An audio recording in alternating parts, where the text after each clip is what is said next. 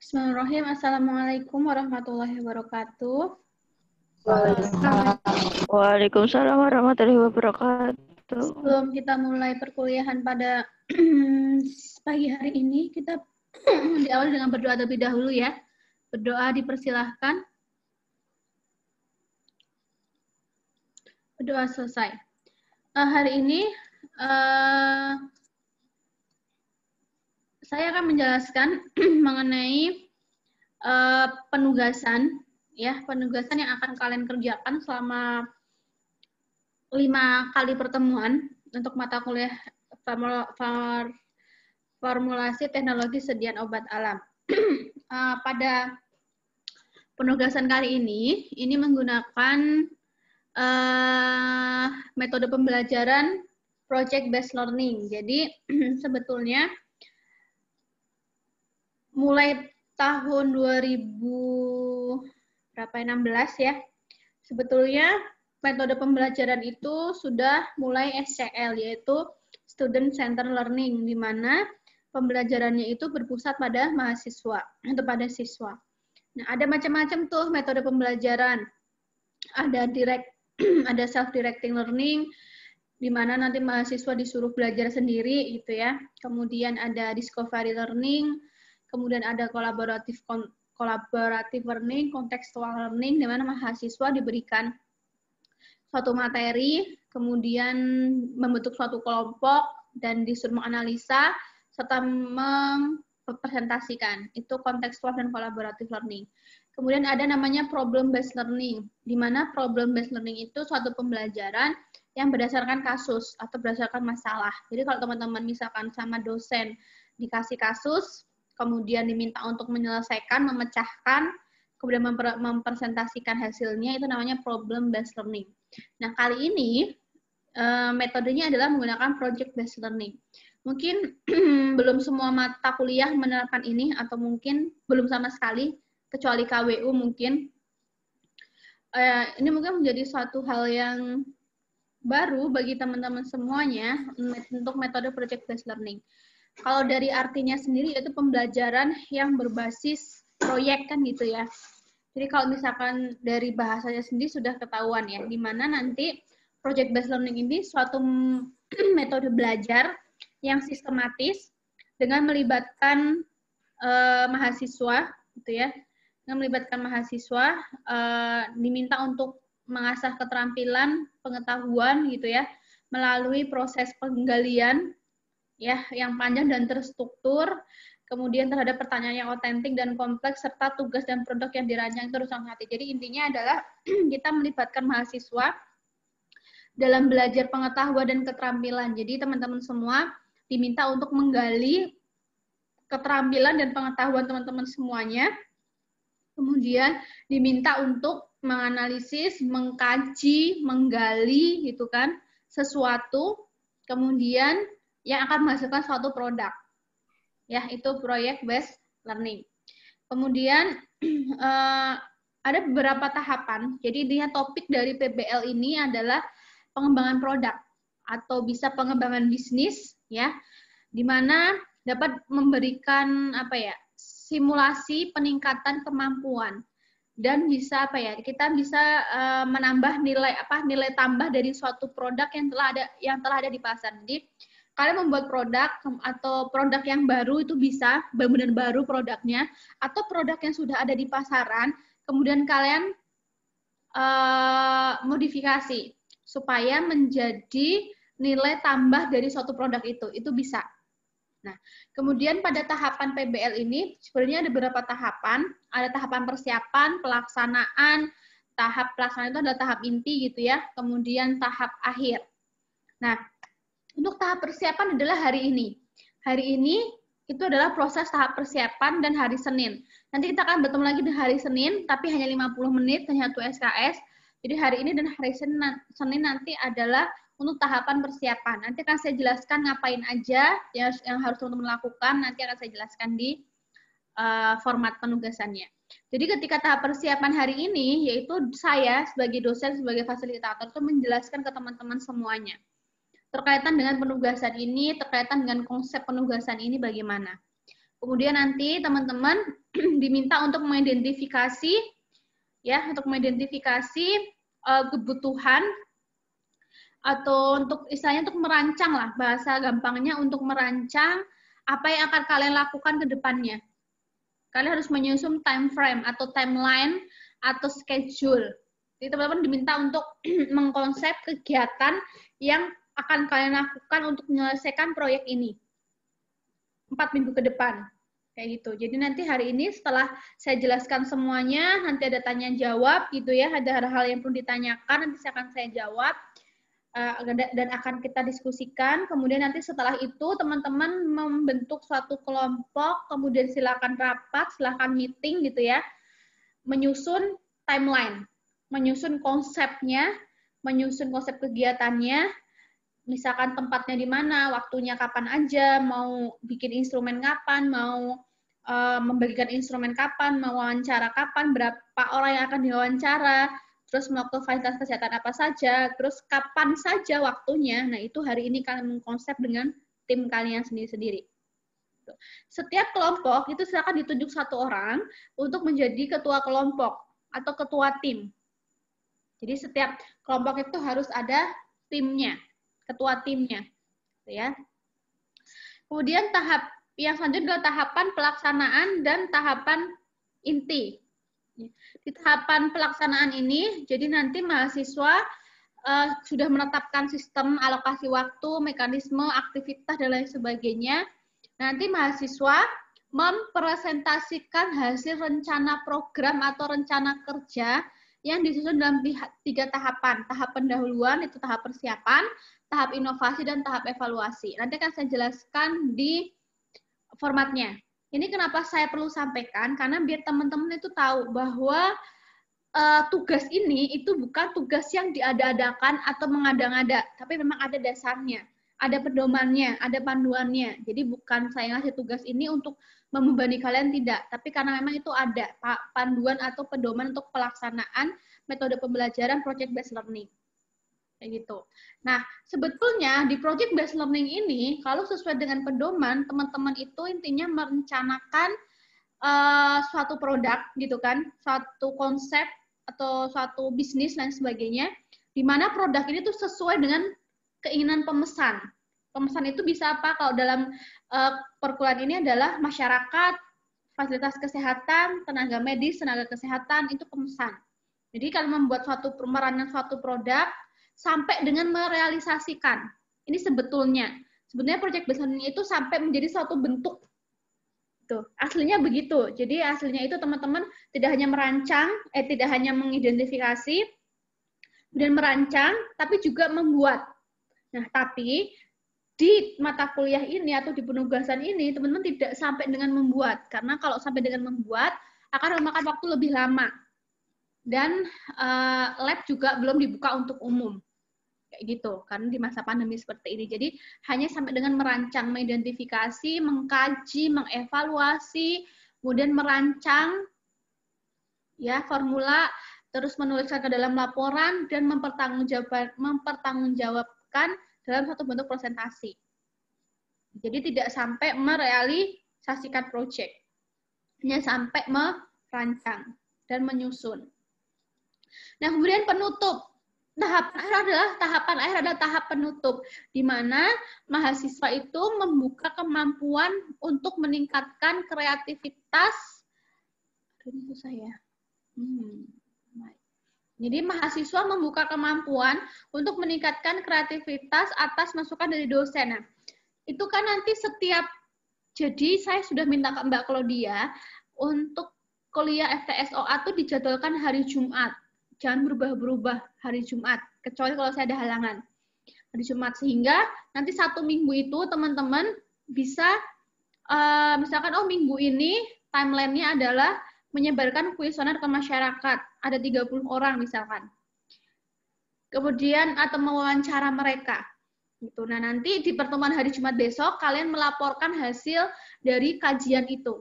Ibu, ternyata di desa ini masyarakatnya sudah pakai ini kayak gitu, dan mereka menyarankan ini. Itu jadi setiap ketemu melaporkan hasil kegiatan teman-teman semua di lapangan gitu.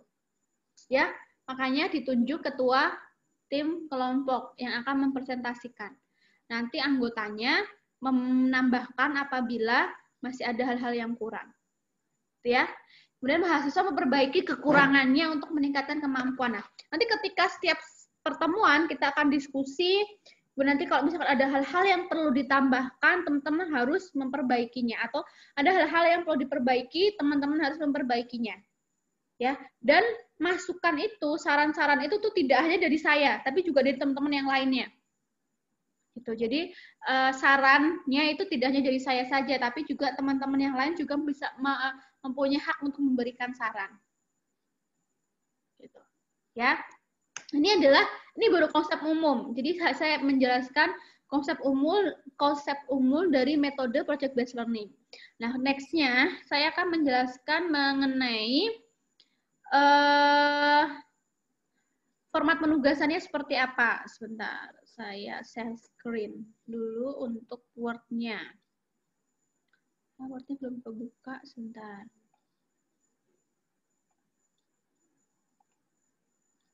Belum kebuka ya. Sebentar, saya close dulu yang ini. Oke. Saya lanjutkan. Nah, ini adalah format penugasan untuk mata kuliah FTSOA dengan metode pembelajaran project based learning.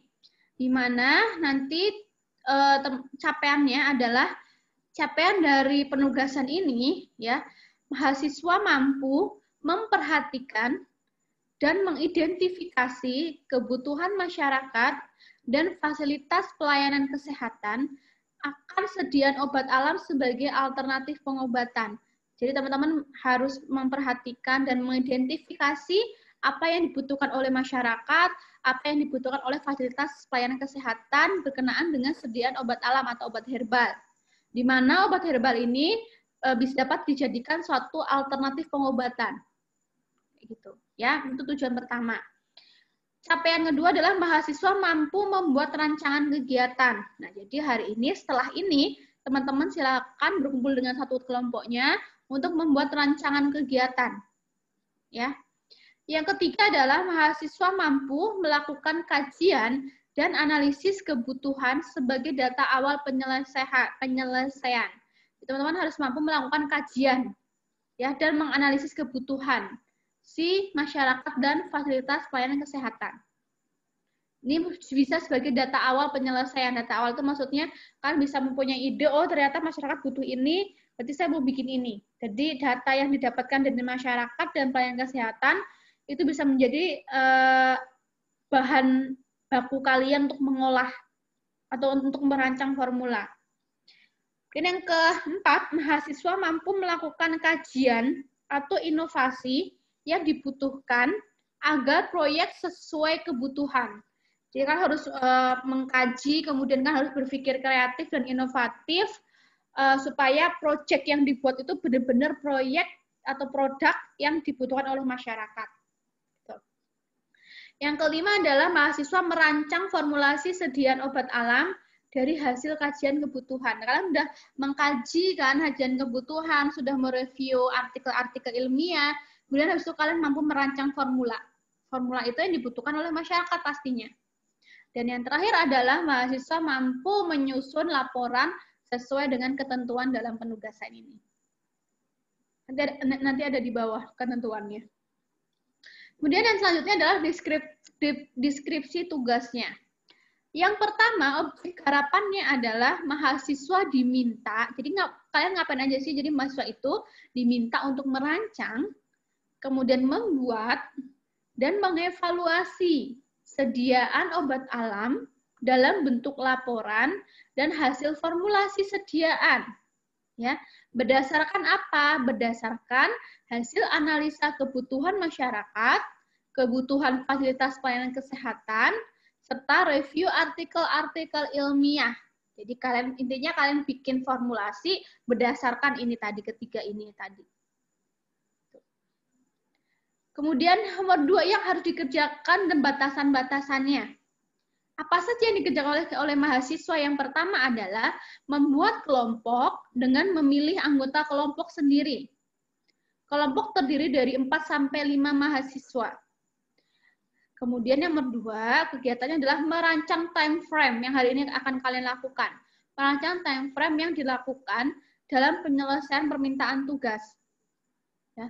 Mendata seluruh aktivitas yang dibutuhkan dan mensinkronkan dalam kerangka waktu penyelesaian. Jadi kan kalian sudah membuat timeline ya, time schedule. Misalkan, hari Senin, misalkan, hari Jumat Sabtu kita rapat.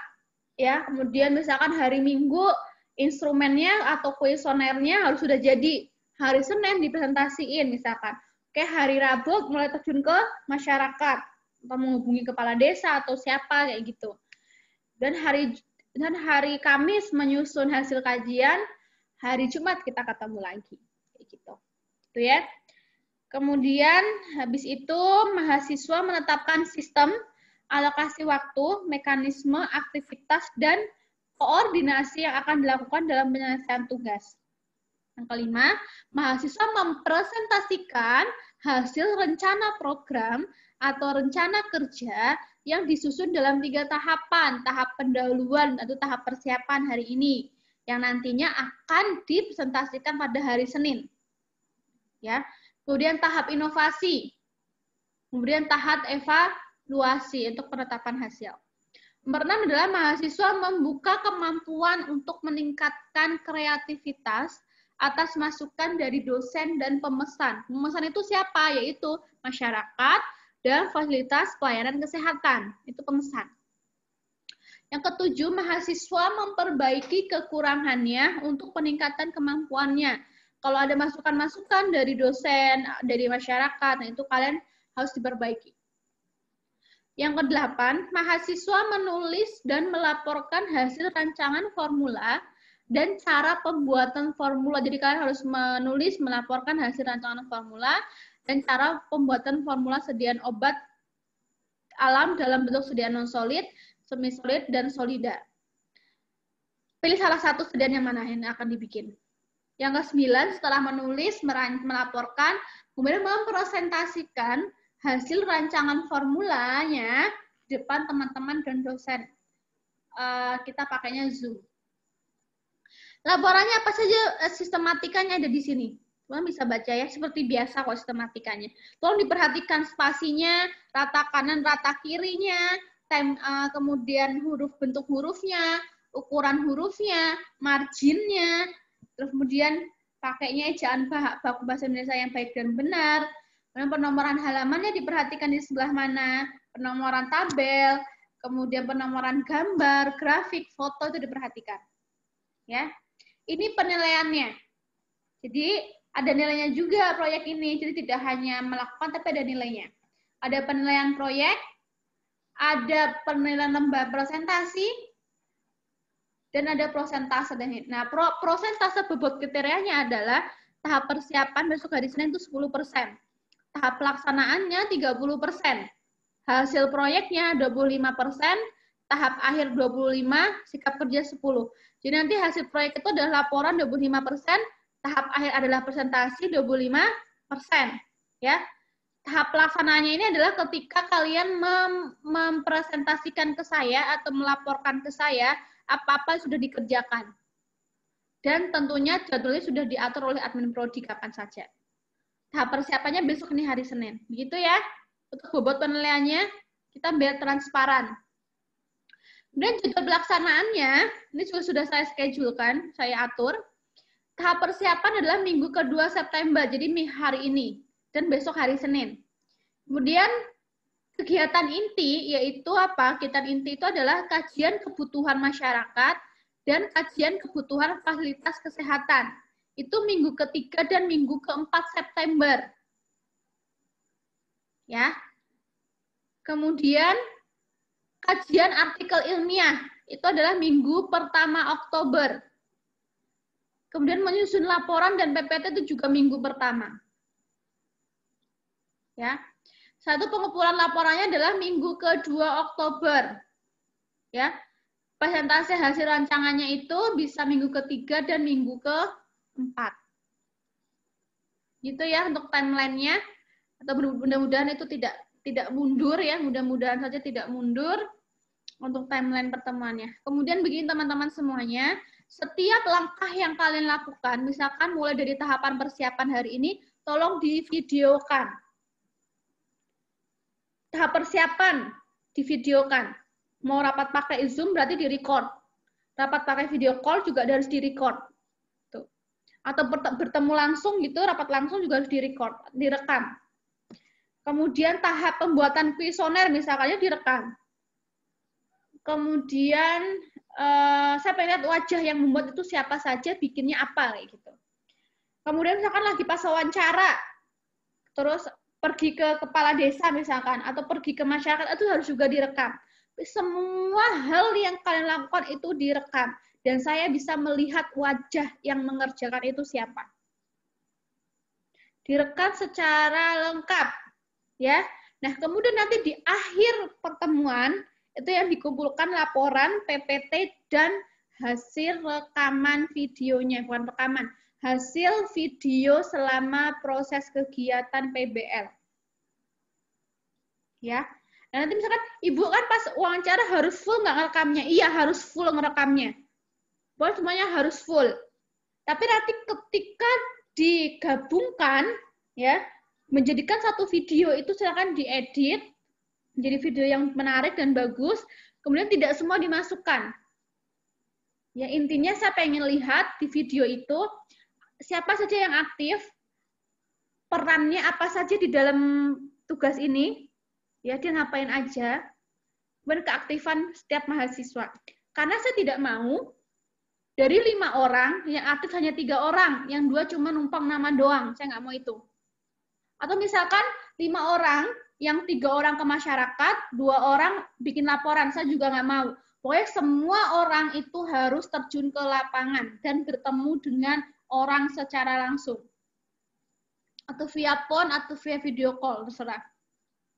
Jadi nggak ada tuh namanya 2 orang ngerjain laporan PPT, atau 2 orang mengkaji ilmiah, 3 orangnya terjun ke masyarakat. Saya nggak mau kayak gitu. Semua orang harus melakukan semuanya. Setiap orang harus melakukan semuanya. Ya, nanti misalkan 5 orang, satunya bikin laporan, satunya bikin PPT, satunya misalkan kajian ilmiah, 2 orangnya ke masyarakat. Ya, enak yang bikin laporan misalkan dia nggak terjun ke masyarakat, tantangannya nggak ada bagaimana cara komunikasi dengan masyarakat, bagaimana cara melobi, bagaimana cara mewawancara, bagaimana cara menegosiasi para fasilitas kesehatan atau izin ke kepala desa bagaimana. Kemudian kalau ada masalah di masyarakat harus seperti apa, saya nggak mau. Semua orang harus bareng-bareng. Ya. Begitu ya untuk ini. Kemudian setiap kelompok ya tidak boleh sama kecamatannya. Kecamatannya nggak boleh sama. Kecamatan, desa nggak boleh sama. Kelas B juga nggak boleh sama. Pokoknya kelas A dan kelas B nggak boleh sama kecamatannya dan desanya nggak boleh sama. Ya. Kemudian antar kelompok kelas A juga nggak boleh sama. Silahkan dikomunikasikan dengan kelas B dan dikomunikasikan ke kelas A juga. Saya nggak mau tahu, pokoknya nggak ada alasan kalau sampai ada kecamatan yang sama, tempatnya sama, langsung saya minta ulang lagi untuk ngambil datanya di tempat yang berbeda. Saya nggak mau tahu, misalkan, Bu, saya nggak tahu nih, Bu, ternyata kelompok ini sama dengan saya. Bu, saya nggak tahu nih, Bu, kalau ternyata kelas B ada yang sama saya nggak peduli. Gitu.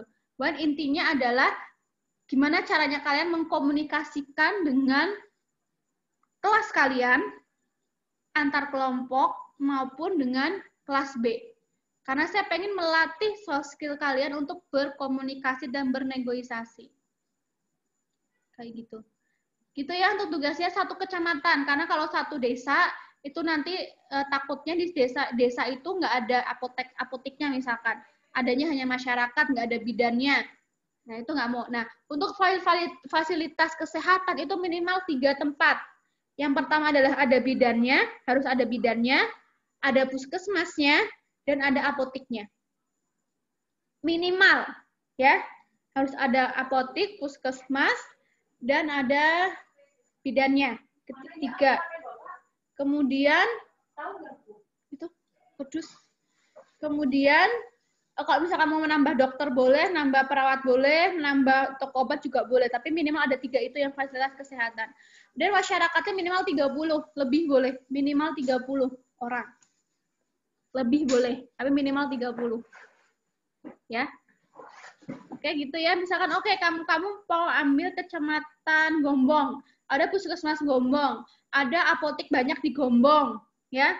Kemudian ada bidan di Gombong, satu kecamatan, ya. Oke, kemudian masyarakatnya itu ambil dari kecamatan itu ambil satu desa.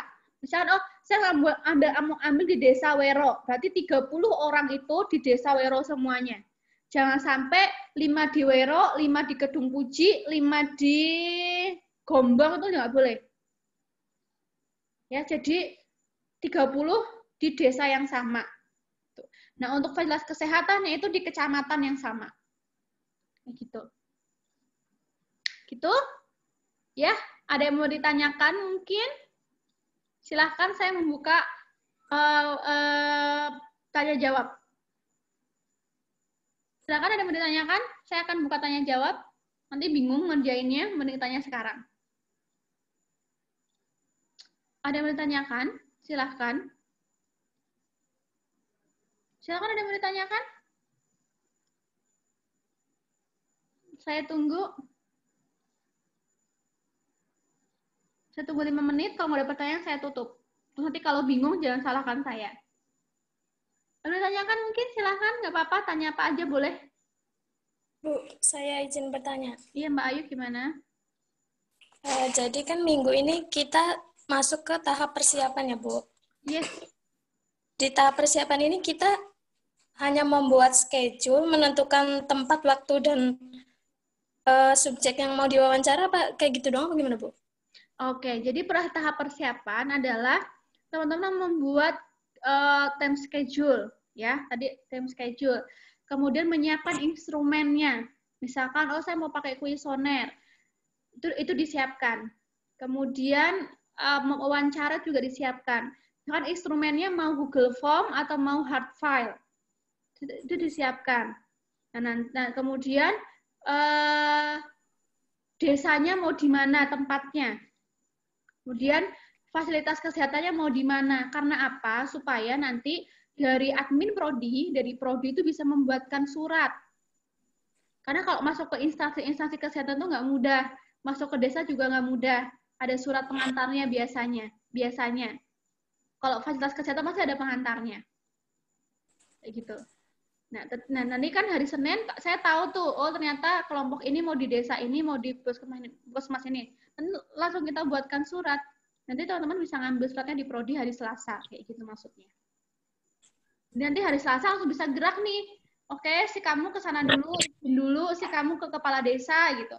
Nah, untuk pembagiannya misalkan untuk pembagian izinnya misalkan si A, misalkan Mbak Ayu ke kepala desa nih untuk izin. Divideokan. Misalkan Mbak Verlia satu kelompok misalkan ke mana namanya? Ke puskesmas bikin ngasih izinnya divideokan kayak gitu. Ya, jadi dibagi kelompoknya. Yang saya tidak harapkan adalah gini. Jangan sampai jangan sampai 2 orang hanya mengerjakan laporan, ya, 3 orangnya turun ke lapangan. Kalau turun ke lapangan saya maunya semuanya. Tapi nanti bisa dibagi-bagi, misalkan nih turun lapangan 5 orang. Kamu wawancara 5 orang itu. Kamu 5 orang sana, kamu 5 orang sana. Itu kan pembagian tugas kan? Nah, kemudian nggak apa-apa, kamu izin ke puskesmas, ngasih izinnya. Kamu ngurus perizinan ke puskesmas, kamu ngurus perizinan ke bidan, kamu ngurus perizinan ke mana? Apotik gitu. Kamu ngurus perizinan ke desa. Itu kan bagi-bagi tugas tuh, tapi semuanya turun lapangan kayak gitu maksud saya. Saya nggak mau yang saya tidak mau adalah yaitu tadi ada yang turun lapangan, ada yang enggak gitu. Nah, untuk hari besok Senin itu Mbak Nandi silakan misalkan gini, Bu, saya mau ke desa ini. Mau ke kecamatan ini misalkan, desa yang mau diambil datanya ini, apotiknya ini namanya, kemudian bidannya ini, kemudian apa lagi bidan, puskesmasnya ini, kayak gitu. Terus kalian ada ngapain aja, misalkan hari Senin mau ngapain, hari Selasa mau ngapain, hari Rabu mau ngapain, jadi ada time schedule-nya gitu. Terus kemudian Ibu ini instrumennya. Jadi saya punya konsep, jadi juga ada konsepnya Mbak. Saya mengkonsep kalau di desa gitu misalkan, saya mau nemuin kepala desa dulu Ibu kayak gitu.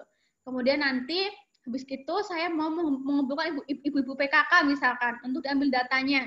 Atau enggak saya mau mengambil data ke perangkat desa aja biar cepet kayak gitu. Jadi ada tidak hanya time schedule tapi juga konsep. Konsep yang akan kalian lakukan nanti gimana kayak gitu. Konsep kegiatan ya berarti ya, time schedule dan konsep kegiatan serta instrumen yang akan digunakan. Besok hari Senin. Gitu. Supaya nanti hari Selasa suratnya bisa turun tuh. Kayak gitu. Bisa dibikin Mbak Claudia.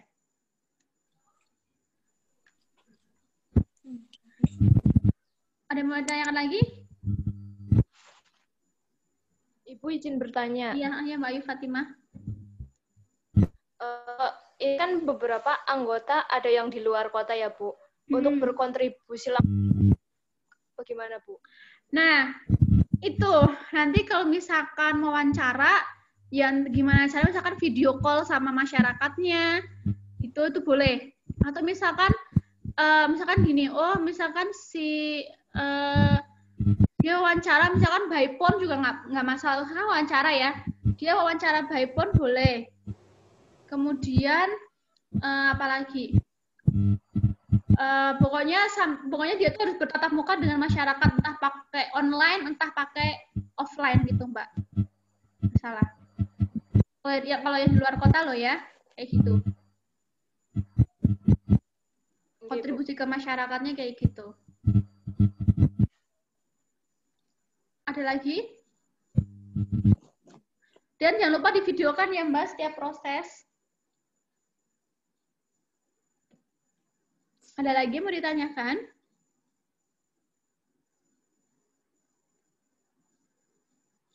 Ada? Saya tunggu sebelum saya tutup.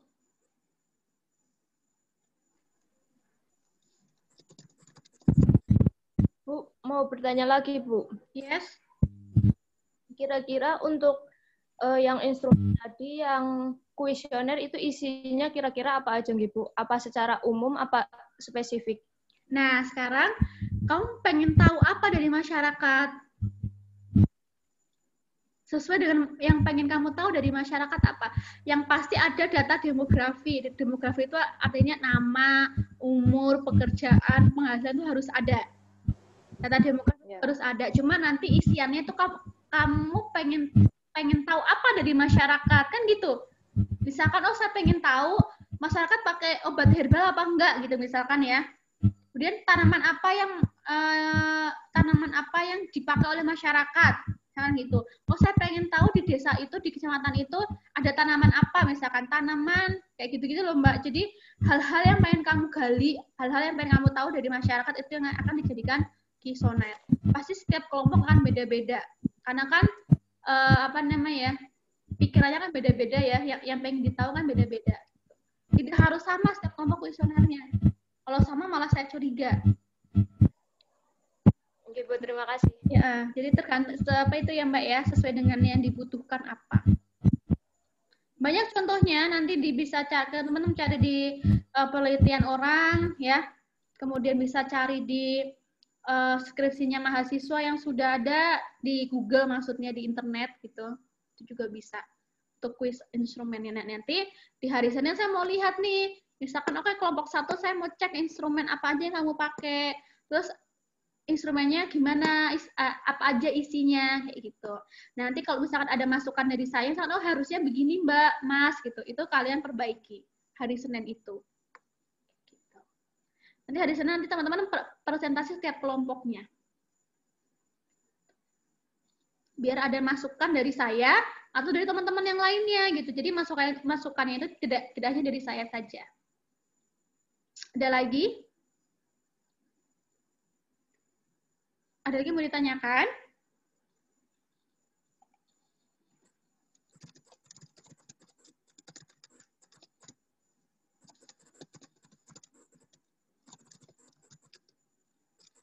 Bu, tanya lagi Bu. Iya, Mbak Ayu. Untuk laporannya dalam format apa, Bu? Dibuat Mbak? PPT atau Word? Kenapa? Untuk laporannya. Terserah teman-teman, PPT boleh, Word boleh. Terserah. Yang penting laporan. Laporan ini loh ya, laporan perkembangan kan ya, perkembangan kegiatan kan? Iya.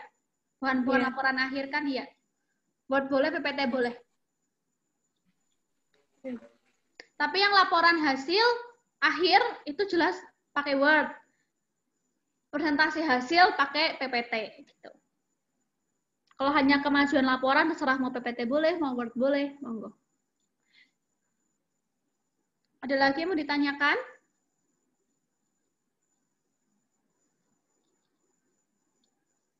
Ada lagi?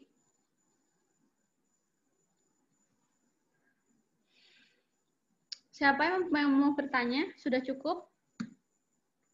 Kalian misalkan misalkan mau nambah gitu ya, mau nambah ke toko obat boleh, mau nambah ke dokter juga boleh, gitu. Dokter praktek pribadi mandiri itu juga boleh. Tapi seenggaknya ada minimal 3 itu, apotik, kemudian bidan, kemudian fasilitas kesehatan. Lebih nggak masalah.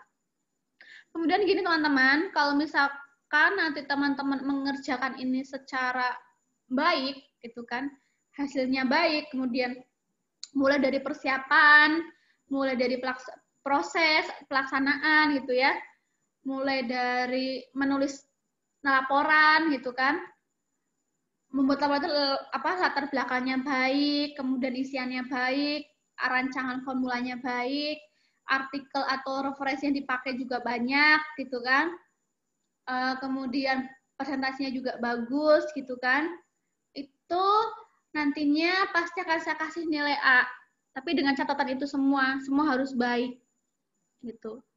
Nulis laporan juga harus baik karena kadang-kadang mahasiswa nulis laporannya sembarangan, hanya asal copy paste tapi nggak nyambung per kalimatnya, biasanya kayak gitu.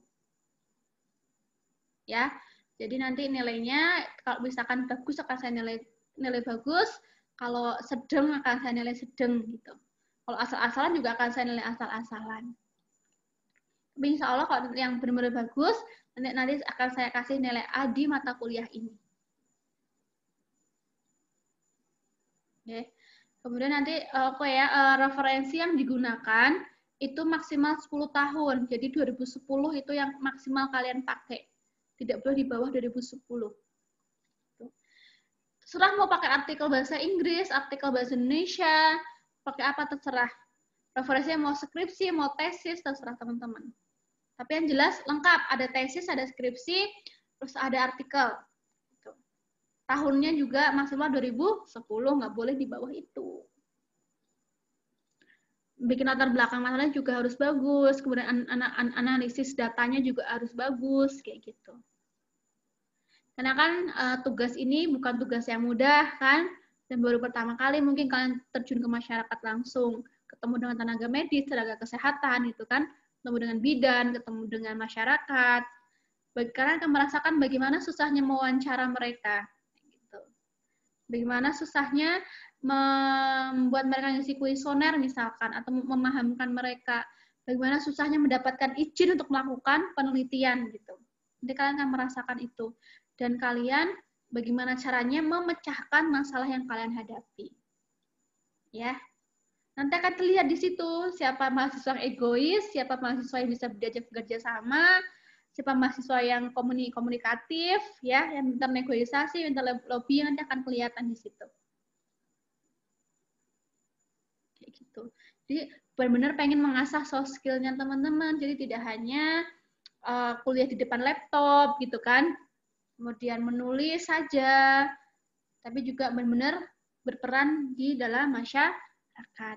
Tetap saya pesan tetap patuhi protokol COVID-19 ya. Pakai masker triple maskernya ya. Masker triple, kemudian bawa hand sanitizer, ya, sering cuci tangan, kayak gitu, jaga jarak, jangan lupa. Nggak boleh salaman ya, salaman kayak gini, jarak jauh, jangan nempel. Tetap patuhi protokol COVID-19. Ada yang mau ditanyakan? Ibu, maaf Bu, izin bertanya. Mbak Laras?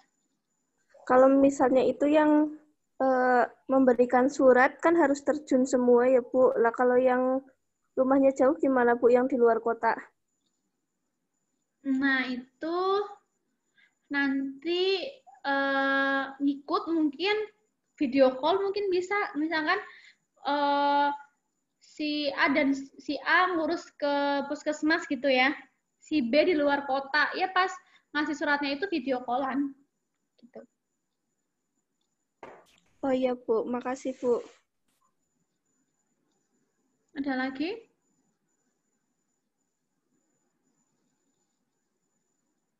Misalkan Bu, kalau misalkan nyebar kuesionernya pakai Google Form, boleh nggak? Boleh. Boleh. Tapi itu ketika si pengisi ngisi kuesioner itu harus direkam, direcord. Jadi saya benar-benar tahu, oh ini benar-benar yang ngisi itu orang lain, bukan tetangga kalian, bukan keluarga kalian atau bukan kalian sendiri gitu. Pakai Google Form boleh, pakai Google Form boleh. Wawancaranya online boleh, tapi itu di record. Ada buktinya lah intinya kayak gitu.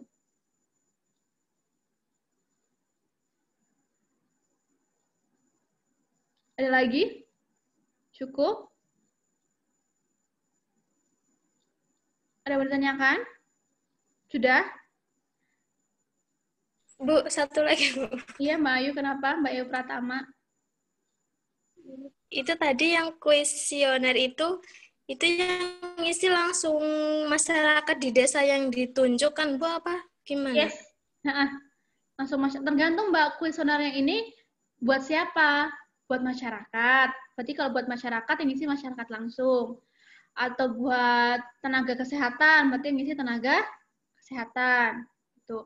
Atau buat orang di apotik, berarti yang ngisi orang di apotik. Kemudian dicek kuesionernya, apakah kuesionernya ini mewakili pertanyaan di apotik gitu, atau kuesionernya ini mewakili pertanyaan, maksudnya kuesioner ini isi pertanyaannya itu untuk orang apotik, orang puskesmas, atau masyarakat. Tuh. Bisa saja kalian bikin 2 kuesioner, atau bisa saja 1 kuesioner buat semuanya. Jadi isi kuesioner itu tergantung dari apa yang akan kalian gali di situ. Kalau misalkan kuesionernya untuk masyarakat, Bu, tapi di puskesmas, di bidan, kemudian di apotik hanya wawancara, itu juga boleh. Pokoknya gila, pokoknya instrumen yang dipakai adalah instrumen yang itu mewakili apa yang kalian inginkan dan ingin kalian ketahui. Iya, Bu. Makasih, Bu. Ya, ada lagi? Cukup? Sudah? Beneran? Ibu, Iya, Mbak Ayu. Fatimah. semisal kan tadi dibilang kalau instrumen yang kuesioner boleh untuk tenaga kesehatan. Nah, untuk semisal ngambil yang wawancara untuk yang tenaga kesehatan, itu berarti dipilih bukan satu desa tapi satu kecamatan gitu. Yes, satu kecamatan. Karena takutnya kalau satu desa di desa itu nggak ada puskesmasnya kayak gitu. Karena kan biasanya puskesmas kan di satu kecamatan kan biasanya. Takutnya gitu. Atau nggak takutnya di desa itu nggak ada apotik. Apotiknya di desa sebelah tapi masih satu kecamatan. Itu tuh boleh. Takutnya kayak gitu, Mbak. Takutnya nanti kalau hanya satu desa nggak ada fasilitas kesehatan di situ. Cuma kalau orang, masyarakat itu harus diambil dari satu desa. Biar enak datanya dibaca. Terus kan tadi kalau semisal kita ngambilnya masyarakat itu minimal 30 orang. Sedangkan kalau tenaga kesehatan kan kita tidak tahu ya Bu, di kecamatan itu ada berapa. Itu boleh, Mbak. Boleh. Dan orangnya kan, jumlah orangnya kan. Nah, tenaga kesehatan misalkan, saya mau wawancara perawat, saya mau wawancara bagian apotik misalkan, saya mau wawancara dokternya gitu. Itu boleh. Misalkan ya di puskesmas ya jangan hanya satu yang diwawancara lah. Kalau satu kan tidak mewakili puskesmas itu. Ya kan? Nah, kalau bisa di puskesmas itu beberapa yang diambil atau yang diwawancara biar bisa mewakili puskesmas tersebut. 1, 2, 3 orang kan tidak mewakili. Misalkan apotekernya, AA-nya gitu kan, misalkan dokternya, misalkan perawatnya, atau enggak di puskesmas ada bidannya gitu kan. Kan pengen tahu gambaran puskesmasnya kan. Seperti apa sih, apakah puskesmas ini membutuhkan sediaan herbal atau enggak, ada enggak sih saran apa kayak gitu. Atau gambaran masyarakat di puskesmas ini resepnya apa dan sebagainya, terserah yang pengen kamu gali apa kayak gitu. Tapi ya jangan sampai hanya 1 orang 2 orang. Kalau misalkan di apotek misalkan ada 3 orang, di situ 3 orang diwawancara gitu. Misalkan di apotek itu AA-nya 3 orang, apotekernya 1 misalkan, dia 4 orang itu diwawancara. Dan hanya 1 data ambilnya. Lagi? Sudah cukup? Sudah ya? Sudah? Beneran ini nggak ada yang cowok-cowok nggak mau nanya? Cowok-cowok jangan hanya buntut ya. Kalian tuh harusnya memimpin gitu. Nanti kalau ketua timnya ada cowoknya, ya cowoknya aja jadi ketua pemimpin. Ketua tim. Ada lagi yang mau tanyakan? Sudah cukup? Cukup ya? Oke, terima kasih banyak semuanya. Saya doakan semoga mudah-mudahan lancar. Kemudian tugas ini bisa menjadi menjadi latihan teman-teman untuk terjun ke masyarakat, latihan teman-teman untuk mengkaji sesuatu hal, menyelesaikan suatu masalah gitu ya. Kemudian membantu teman-teman untuk belajar komunikatif ya, belajar negosiasi, belajar lobbying ya, secara langsung ke masyarakat. Nantinya teman-teman pasti akan menemukan banyak masalah di situ. Dan sekarang tantangannya bagaimana teman-teman menyelesaikan masalah tersebut dengan kerjasama tim yang baik.